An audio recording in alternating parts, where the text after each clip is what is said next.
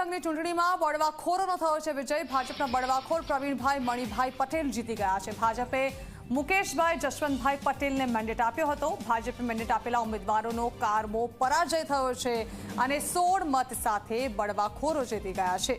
અતુલ પટેલ બિનહરીફ જાહેર થયા છે।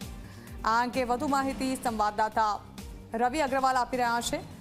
રવિ, બળવાખોર જીત્યા છે અને ભાજપે મેન્ડેટ આપેલા સભ્ય હારી ગયા છે। જાણવા માંગીશું હાલ કેવો માહોલ છે, જે વિજેતા ઉમેદવાર છે તેમના જે સમર્થકો છે તેઓમાં।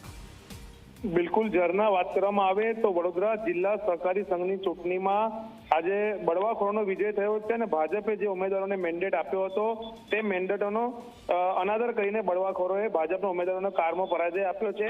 16 વિરુદ્ધ 6 મતથી બળવાખોરોનો વિજય થયો છે, એટલે કે બળવાખોરોને 10 થી વધુ મત મળ્યા, જ્યારે ભાજપના ઉમેદવારોને માત્ર 6 મત મળ્યા। પ્રમુખ માટે ભાજપે મેન્ડેટ આપ્યું હતું મુકેશભાઈ જશવંતભાઈ પટેલને અને તેની સામે 11 વર્ષથી સતત જે પ્રમુખ તરીકે રહ્યા હતા પ્રવીણ મણિભાઈ પટેલ, તેમને બળવો કર્યો અને તેમને ફરીથી પ્રમુખની ઉમેદવારી નોંધાવતા તેમનો વિજય થયો છે। અને ઉપપ્રમુખ પદે કૌશિક મનર પટેલનો જે બળવાખોર છે તેમનો વિજય થયો છે અને તેમની સામે પરસોત્તમ પટેલ જેને ભાજપે મેન્ડેટ આપ્યો હતો ઉપપ્રમુખ તરીકે તેમનો પરાજય થયો છે।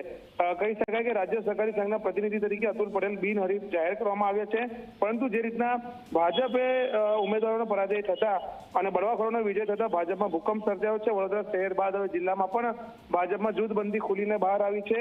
ત્યારે જોવું રહ્યું કે હવે ભારતીય જનતા પાર્ટીના મોવડી મંડળ દ્વારા આગામી સમયમાં કયા પ્રકારની કાર્યવાહી કરવામાં આવે છે।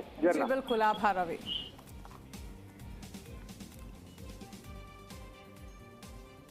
મુખ્યમંત્રી